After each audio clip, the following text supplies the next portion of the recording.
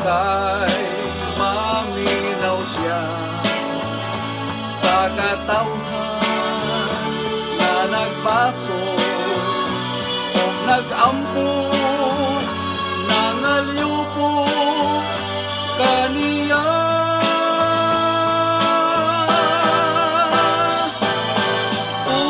Unbiyaan ang kasalanan,